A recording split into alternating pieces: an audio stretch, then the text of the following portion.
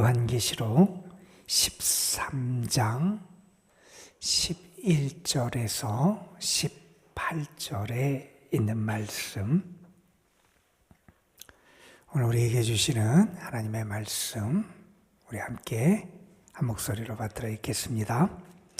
내가 봄에 또 다른 짐승이 땅에서 올라오니 어린 양같이 두 뿔이 있고 용처럼 말을 하더라. 그가 먼저 나온 짐승의 모든 권세를 그 앞에서 행하고 땅과 땅에 사는 자들을 처음 짐승에게 경배하게 하니 곧 죽게 되었던 상처가 나은 자니라. 큰 이적을 행하되 심지어 사람들 앞에 불이 하늘로부터 땅에 내려오게 하고 짐승에서 받은 바 이적을 행함으로 땅에 거하는 자들을 미혹하며 땅에 거하는 자들에게 이르기를 칼에 상하였다가 살아난 짐승을 위하여 우상을 만들라 하더라. 그가 권세를 받아 그 짐승의 우상에게 생기를 주어 그 짐승의 우상으로 말하게 하고 또 짐승의 우상에게 경배하지 아니하는 자는 몇이든지 다 죽이게 하더라. 그가 모든 자, 곧 작은 자나 큰 자나 부자나 가난한 자나 자유인이나 종들에게 그 오른손에나 이마에 표를 받게 하고 누구든지 이 표를 가진 자 외에는 매매를 못하게 하니 이 표는 곧 짐승의 이름이나 그 이름의 수라. 지혜가 여기 있으니 총명한 자는 그 짐승의 수를 세어보라. 그것은 사람의 수니 그의 수는 666이니라. 아멘. 사탄이 우리를 유혹하는 방법이 많이 있다, 그런 이야기를 하지요. 어디에 이런 경구가 기록되어 있습니다. 죄는 처음에는 거미집의 줄처럼 가늘다. 그러나 마지막에는 배를 잇는 밧줄처럼 강하게 된다. 이런 얘기를 합니다.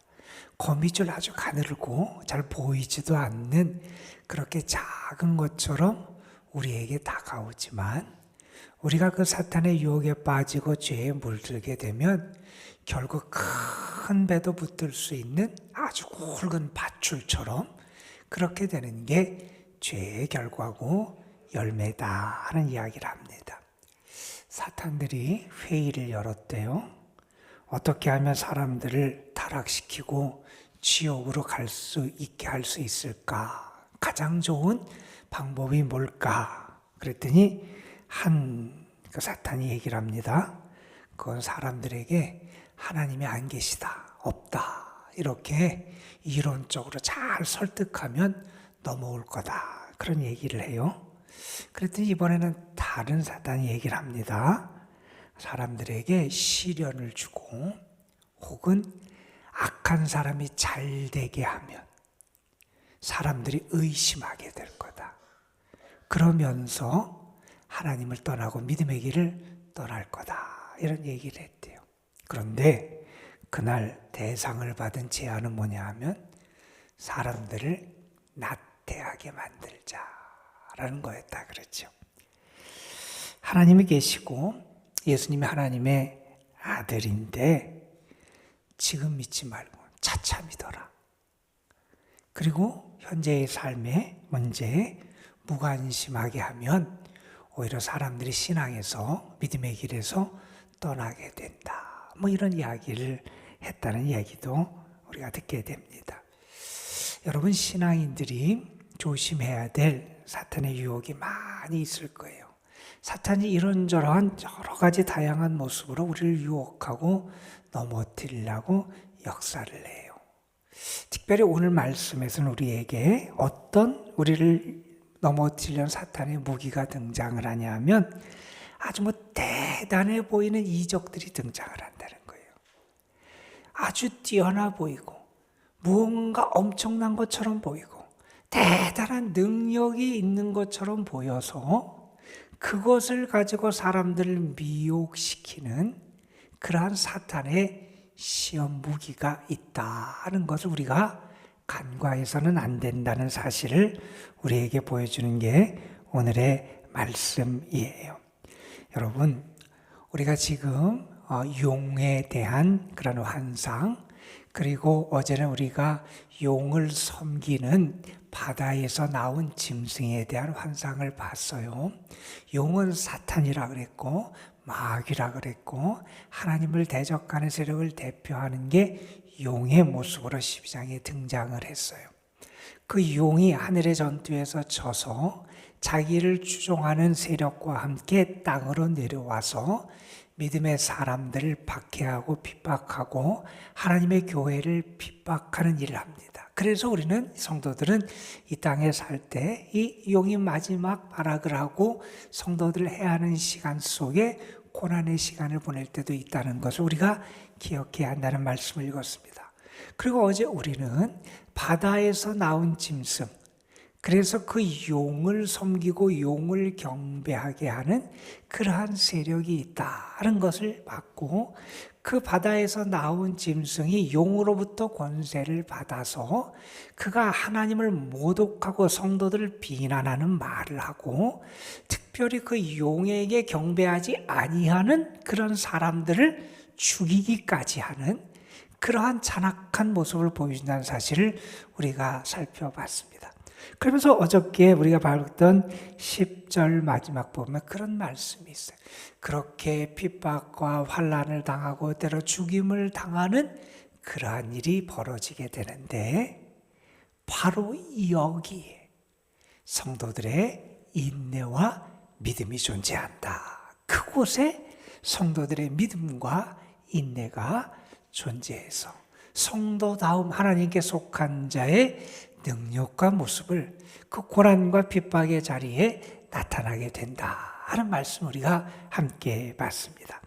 오늘 우리는 그 바다에서 나온 짐승 말고 그 용을 섬기는 용의 추종자의 대표적인 또 다른 짐승, 바다에서 오늘 말씀해 보면 땅에서 올라온 그러한 짐승에 대한 환상을 우리가 함께 읽었습니다. 이 짐승은 특별히 어떤 역할을 하냐면, 어저께 바다에서 나온 짐승이 용으로부터 권세와 능력을 위임받아서 자기의 세력을 막 떨쳤는데, 이 두 번째 땅에서 나온 짐승은 어떻게 하냐면 이 첫 번째 짐승을 사람들이 섬기게 하더라는 거예요. 그러니까 아마도 그 당시에 황제 숭배라든지 이런 것을 대변했던 이 첫 번째 짐승을 향해서 섬기게 하는 그러한 거짓 선지자, 거짓 예언자가 이 두 번째 짐승으로 대변되지 않을까, 사람들은 그렇게 많이 생각을 하게 됩니다. 오늘 말씀을 보면 이렇게 등장을 해요. 땅에서 그가 올라오는데, 그 짐승이 있는데 어린 양처럼 보여요. 보이기는 어린 양처럼 보여요. 그런데 말하는 게 용처럼 말해요. 그러니까 거짓된 모습으로 지금 위장하고 가장해서 마치 어린 양 되시는 메시아 되시는 예수님처럼 그렇게 가장해서 보이는 것 같은데, 실상은 사탄의 역사를 행하고 있는 그러한 존재가 여기 등장한다는 겁니다. 12절에 보면 이렇게 말합니다. 그가 먼저 나온 짐승의 모든 권세를 그 앞에서 행했다. 그리고 어떻게 하느냐? 땅과 땅에 사는 자들을 처음 짐승에게 경배하게 하더라는 거예요. 처음 바다에서 올라온 그 짐승, 그래서 자신이 마치 하나님인 것처럼 하나님께 돌아갈 영광과 찬양을 가로채는 그러한 존재였던 그 바다에서 나온 그 짐승을 섬기게 하는 그런 역할을 했던 게 이 두 번째 짐승의 역할이라는 거예요. 그러면서 여기 12절에 처음 나왔던 그 바다에서 나왔던 짐승에 대한 이야기를 다시 한번 언급합니다. 그가 죽게 되었던 상처가 있었는데 나았다. 어제 그런 모습이 등장했지요. 죽었다가 죽을 것 같았는데 살아나서 사람들이 보기에 마치 부활한 주님처럼 대단한 것처럼 보이게 해서 자신을 신 것처럼 섬기게 했던 그러한 첫 번째 그 짐승, 그 짐승을 섬기게 하는 이 두 번째 짐승의 역할이 여기 언급이 되어 있어요. 자, 그러면서 이 두 번째 짐승, 땅에서 나온 짐승이 어떠한 일을 하는지 특별하게 13절, 14절에 이렇게 설명을 합니다. 그가 큰 이적을 행했더라는 거예요. 사람들이 원래 깜짝 놀라고, 사람들이 볼 때 대단하고 엄청난 보이는 기이하고 놀라운 일들을 행하더라는 거예요. 심지어는 어떤 일이 있느냐? 불이 하늘로부터 내려오고, 우리 엘리야의 모습이나 하나님께서 심판하실 때 불이 하늘에서 내려왔다는 우리가 장면들을 성경에서 보게 되는데, 마치 불이 하늘에서 내려온 것 같은 그러한 대단한 일도 하고요. 또한 어떤 일을 하느냐? 그가 이적을 행해서 14절에 보면 땅에 거하는 자들을 미혹시켜요. 그래서 땅에 거하는 자들이 죽으려 그랬다가 상처를 입었다가 살아났던 그 첫째 짐승을 위한 우상을 만들고 그 짐승을 섬기게 하는 그러한 일을 하더라는 겁니다. 여러분, 우리가 조심해야 될 게 있어요. 하나님의 능력과 사탄의 속임수를 잘 분별할 수 있어야 돼요. 여러분, 사탄이 가장을 한다. 바울은 그런 표현을 썼어요. 고린도후서에서. 천사들로 가장을 한다. 이런 표현을 쓰기도 하고. 정말 사탄은 우리에게 이런저런 모습으로 가장을 하고 등장을 해요. 우리를 넘어뜨리고, 우리를 하나님으로부터 멀리하고, 우리를 믿음의 길에서 떠나게 하기 위하여 사탄은 수단과 방법을 가리지 않는데 우리가 혹하기 쉬운 그러한 유혹이 있다는 거예요. 특별한 능력이 나타나고 특별한 이정이 나타나고 대단한 기적이 벌어지는 것 같은 그러한 모습을 보면서 하나님의 능력인지 이게 사탄의 속임수인지 우리가 그것을 분간을 못하게 되면, 잘못하면 이 사탄의 유혹에 넘어가게 되고, 그래서 잘못된 것을 섬기고 믿음을 떠나는 그러한 길이 우리에게 벌어질 수 있다는 사실입니다. 우리가 조심해야 될 부분입니다. 우리 영적인 분별력이 있어야 돼요. 여러분, 대단한 뭐가 나타난 게 그게 별거 아니에요. 성경에 보면 영적인 은사나 대단한 그것도 바울이 뭐라 그럽니까? 천사의 말을 해도, 내가 병 고치는 능력이 있어도, 예언의 말을 해도, 내 몸을 불사르게 내어줘도 더 중요한 게 있다. 사랑이 없으면 아무것도 아니다. 하나님 우리를 사랑하셨잖아요. 우리를 사랑하셔서 독생자를 주셨잖아요. 하나님 우리를 사랑하셔서 우리를 위하여 가장 소중한 것을 아끼지 않고 주시잖아요. 예수님 우리를 사랑하셔서 자신의 생명을 주시잖아요. 예수님이 십자가에 달려 죽으신 게, 죄인 된 우리를 위해 죽으신 게, 우리가 아직 죄인 되었을 때 우리를 위해 죽으신 게, 우리를 향한 하나님의 사랑을 확증하셨다 그러잖아요. 가장 본질적이고 중요한 게 있는데 우리는 자꾸 눈에 보이고 귀에 들리는 어떤 것에 혹해서 마치 그것이 본질이고 중요한 것처럼 그렇게 유혹에 넘어갈 수가 있다는 겁니다. 영적인 분별력이 우리에게 필요하다는 거예요. 여러분, 사람들이 혹할 수밖에 없는 모습이 15절에도 언급이 돼요. 이 두 번째 짐승이 어떤 역할을 하냐면 또 이런 일도 하더라는 거예요. 사람들로 하여금 첫 번째 짐승, 아마도 이건 황제를 나타내고 황제를 숭배하게 하는 그런 것들을 아마 만들게 했을 것 같은데, 그러한 우상을 만들게 한 다음에 어떻게 하느냐? 그 우상에게 생기를 주더라는 거예요. 그러니 우상이 움직이고 말을 하고 이렇게 하니 사람들이 혹할 수밖에 없는 일이 벌어지더라는 거예요. 여러분, 사람들이 왜 속습니까? 가짜 같으면 안 속아요.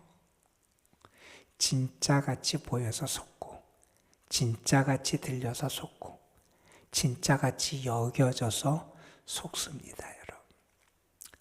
여러분, 어려운 때일수록 우리가 기도해야 돼요. 하나님, 나에게 영적인 분별력을 주시고 바른 신앙의 길을 걸어갈 수 있게 하시고 복음의 본질, 신앙의 본질을 잘 붙잡고 살아갈 수 있도록 하나님 나에게 은혜 주옵소서. 여러분, 기도해야 됩니다. 그렇지 않으면 우리는 보이는 대로 끌려가는 세상에서 눈에 보이는 것에 이끌려서 나도 모르게 믿음의 길을 떠나게 되는 어리석은 자리가 있을 수 있다는 겁니다. 여러분, 그러면서 그 다음에 아주 유명한 구절이 등장을 하게 되지요. 이 두 번째 짐승이 어떻게 하느냐? 모든 사람에게 표를 받게 한다는 거예요. 16절에 보면 오른손이나 이마에 표를 받게 하는데, 이 표가 있어야 사람들이 매매를 하더라는 거예요. 그러니까 이 표가 있어야 경제생활이 가능한 거예요. 그 표가 있어야 무언가를 살 수 있고 팔 수 있는 그러한 경제생활이 가능한, 그러니까 그 사회에서 이게 있어야 살아갈 수 있는 어떤 표를 오른손이나 이마에 주더라는 거예요. 그런데 그 표는 어떤 것을 나타내느냐? 곧 짐승의 이름이나 그 이름의 수를 나타내는, 어떤 숫자라는 거죠. 그러면서 그 수가 어떻게 되느냐? 18절에 보면 666이라는 숫자가 여기에 등장을 하게 됩니다. 여러분, 이 숫자 갖고 말도 많았지요. 예전에 컴퓨터가 처음 등장할 때 사람들은 컴퓨터가 이 666을 나타낸다, 컴퓨터에서 이 숫자가 쓰여서 그래요. 그리고 나중에 또 우리 그런 일도 있었어요. 베리칩이 666이다, 기다 아니다, 그러면서 그 인식하는 그 칩을 해야 되냐 말아야 되느냐 가지고 한참 시끄럽기도 했어요. 여러분, 이 666을 해석하는 지금까지 일반적인 해석은 아마 이런 해석들일 거예요. 첫 번째는 그 어떤 헬라어든 히브리어든 라틴어든 철자가 나타내는 숫자 값이 있어요. 어떤 숫자는 어떤 알파벳은 어떤 몇이라는 숫자를 나타내고, 이것을 가지고 아마 어떤 이름을 나타내는데, 그 이름이 이렇게 그 철자가 나타내는 수로 환산했을 때 666이 되는 것을 찾고자 하는 시도들을 사람들이 많이 했어요. 그래서 대표적으로 사람들이 많이 얘기하는 가장 일반적이고 대표적인 해석은 뭐냐 하면, 이 숫자는 아마도 네로를 나타내는 해석일 거다, 이런 얘기를 해요. 네로 황제, 우리가 아는 네로 황제지요. 그런데 이 네로 황제를 로마식 철자로 이름을 쓰면 또 666이 안 돼요. 그래서 사람들이 어떻게 했냐면 이것을 히브리어식으로 네로를 음역을 해요. 그리고 그 히브리어의 단어 값을 계산을 해서 더했더니 666이 되더라. 그래서 아마 이것은 당시 하나님의 백성들을 가장 잔악하게 핍박을 했고, 그리고 사람들, 그 당시 로마인들에게서 대중적인 인기를 많이 받았고, 그리고 또 전설에 의하면 그 네로가 죽지 않고 다시 또 이렇게 올 거다, 다시 임할 거다라고 하는 그러한 전설을 가지고 있던 그 네로라고 하는 사람의 그걸 나타내는 숫자일 거다, 이렇게 해석들을 많이 하기도 했어요. 그런데 정말 그럴까? 그건 잘 모르겠어요. 또 어떤 해석이 있냐 하면, 여러분, 그 로마의 황제 가운데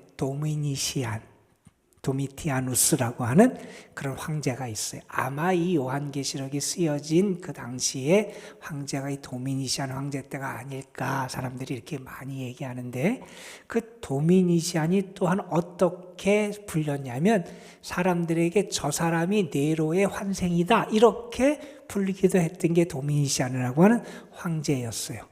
그런데 사람들이 이번에는 이 도미니시안을 부르는 호칭, 그 도미니시안만이 아니라 황제 도미니시안, 로마의 이렇게 하면서 그 사람을 부르는 호칭이 있는데, 이 라틴어 호칭을 가지고 대입해서 숫자를 또 계산해 봤어요. 이번엔 라틴어로 계산을 해 봤어요. 그랬더니 그 숫자가 또 666이 되더라는 거예요.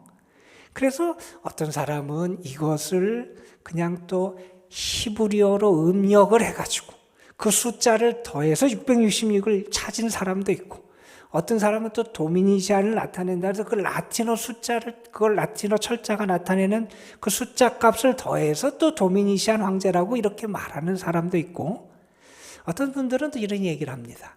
그런 특정한 그런 사람이 아니라 적 그리스도를 나타내는 그러한 표현일 거다.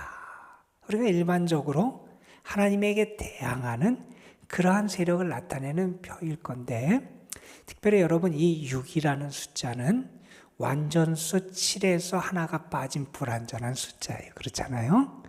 7이 완전수예요. 3은 하늘의 수고요. 4는 땅의 수예요. 3하고 4하고 더하는 7이 완전수고요. 우리 성경에서 그렇고 3하고 4하고 곱한 12도 완전수예요. 그런데 이 완전수 7에서 부족해요. 완전수가 채우지 않은 불완전한 상태에 있는 6인데 불완전하는 게 3번이나 겹쳐요. 불완전하고 불완전하고 불완전해요. 달리 말하면 실패이고 실패이고 실패예요. 완전히 도달하지 못한 모습이에요. 이 불완전함이 3번이나 3중에 걸쳐서 있기 때문에 불완전함의 삼위일체라고 또 어떤 사람이 이렇게 칭하기도 하는데, 이 불완전한 것을 나타내서 완전하신 하나님, 그리고 전능하신 하나님과 대항되는 그러한 것을 나타내는 그러한 표일 거다. 이렇게 상징적으로 해석하기도 합니다. 어쨌든 이 666이라는 표가 구체적으로 무엇을 나타내는지 우리에게 정확하게 알 수는 없어요. 그러나 이것이 하나님에게 적대적인 어떠한 적 그리스도의 세력을 나타내는 그런 하나의 표일 거다라고 우리가 그렇게 짐작하면서 이해할 수 있을 텐데, 이 말씀을 보면서, 오늘 말씀을 보면서 우리가 그런 생각을 좀 한두 가지 생각을 해봤으면 좋겠습니다. 우리 요한계시록 읽어보면 하나님께 속한 자, 구원을 받고 은혜를 입고 생명을 얻는 자를 나타내는 표현이 몇 가지가 등장을 해요. 여러분, 우리가 7장에서 봤던 흰옷을 입었다 하는 표현도 등장하고요. 어린 양의 생명책에 기록되었다 하는 표현도 등장을 하고요. 그 이마에 하나님이 인을 치셨다 이런 표현도 등장을 하게 됩니다. 여러분, 우리는 하나님께 속하고 하나님께 인정받는 표를 가지고 살아가는 사람이에요. 하나님께 속함을 나타내는 가장 대표적인 그런 표는 뭐냐면 십자가의 흔적을 간직하고 살아가는 겁니다. 복음의 길, 십자가의 길, 그 길을 걸어가는 게 하나님께 속한 자의 표예요. 나는 정말 하나님께 속한 자의 표, 내가 그러한 모습을 가지고 있는지, 그게 흰옷을 입은 자로 등장을 하든 생명책에 이름이 기록된 자로 등장을 하든 아니면 그 이마에 하나님의 인을 받은 자로 등장을 하든, 내가 정말 하나님께 속한 자의 표를 받고 살아가는 그런 사람이 되어야 되겠다 하는 생각을 해보게 되고요. 여러분, 여기에 보면 그렇죠. 만약에 이때 이 표를 받지 못하면 아마도 이 표는 이렇게 준 것 같아요. 그 당시 황제 숭배가 만연한 때였고, 그래서 아마 황제를 예배하는 황제 숭배의 자리에 참여한 사람들에게 이러한 표를 아마 줬던 것 같아요. 그러면 그걸 가지고 이 표가 있는 사람이 세상에 나가서 물건도 사고 장사도 하고 하면서 살아갈 수 있는 그 공동체에 속하고 황제를 숭배하는 신실한 로마 사람이라고 하는 어떤 표를 줬던 것 같은데, 이게 없는 사람은 얼마나 불편했겠어요. 매매도 못하고 제대로 살아가는 기반이 제대로 유지가 안 될 거 아니에요. 그런데 믿음의 선배들은 그러한 삶의 불편함과 어려움에도 불구하고 신앙의 길을 걸어가더라는 거예요. 내가 정말 신실한 믿음의 길을 걸어가는지 우리의 모습도 돌아볼 수 있어야 할 겁니다. 그리고 여러분, 다시 한번 부탁을 드립니다. 우리가 잘못된 것에 미혹되지 않도록 영적인 분별력이 우리에게 있도록 하나님께 기도할 때 하나님이 여러분에게 은혜를 주셔서 영안을 열어주시고, 그래서 바른 믿음으로 살아갈 수 있도록 은혜 주실 줄로 믿습니다. 기도하시겠습니다. 아버지 하나님, 오늘도 우리를 불러주셔서 하나님께 기도하고 하나님을 예배하는 거룩한 자리에 우리가 나아오며 하나님만을 바라보고 주님만을 섬기며 주님께 온전히 가까이 나아갈 수 있도록 인도해 주심에 감사를 드립니다. 아버지 하나님, 나도 모르는 사이에 하나님보다 돈을, 물질을 더 사랑하고 하나님보다 주와 함께하는 길보다 세상의 길을 따라가는 그러한 어리석음에 처할 때가 우리도 있습니다. 아버지 하나님, 우리에게 믿음 주시고 바른 분별력을 허락하여 주셔서 우리가 참 믿음으로 주님만 바라보고 우리의 참된 능력과 힘이 되시는 주님만 의지하며 살아가는 저희들 되게 하옵소서. 우리는 분명히 하나님의 역사하심을 믿습니다. 하나님의 마지막 심판의 역사를 믿습니다. 하나님의 완성을 믿습니다. 아버지 하나님, 그래서 눈앞에 보이는 세상의 화려함이나 우리를 유혹하는 세상의 대단한 것처럼 보이는 이적과 능력에 저희들이 흔들리지 않게 하여 주시고, 또한 우리에게 세상에서의 편리함을 약속하는 그러한 것에 흔들리지 아니하도록 믿음에 믿음을 더하여 주옵소서. 오늘도 우리에게 하나님께 속한 자로 살아가는 은혜 주시고 하나님을 바라보며 살아가는 은혜 주시고 주님만을 믿고 따르는 저희의 삶이 될 수 있도록 인도하여 주옵소서. 아버지 하나님, 어려운 가운데 있는 이들도 있고 아픔과 시련 가운데 있는 이들도 있습니다. 주님, 그 어려움과 고난이 저들의 믿음을 무너뜨리지 않도록 하나님 저들을 붙잡아 주시고 믿음으로 잘 인내하며 견뎌 승리할 수 있도록 도우시고, 어려운 때 주님이 동행해 주시고 주님이 붙잡아 주셔서 주와 함께 그 터널을 잘 지나며 주님과 함께 승리의 자리에 이를 수 있도록 인도하여 주옵소서. 오늘도 우리가 주님 앞에 나와서 기도합니다. 우리 자신을 위해서 기도하고 우리의 가정을 위해서 기도하고 우리의 자녀 손들 하나님께 올려드리며 기도하고 또한 우리의 교회를 위해 하나님 앞에 기도합니다. 하나님, 우리의 기도를 받아 주옵소서. 또한 우리가 이 나라를 하나님 앞에 올려드리며 기도합니다. 하나님 함께 하시고 이 나라를 하나님께서 빛의 길로, 생명의 길로 이끌어 주옵소서.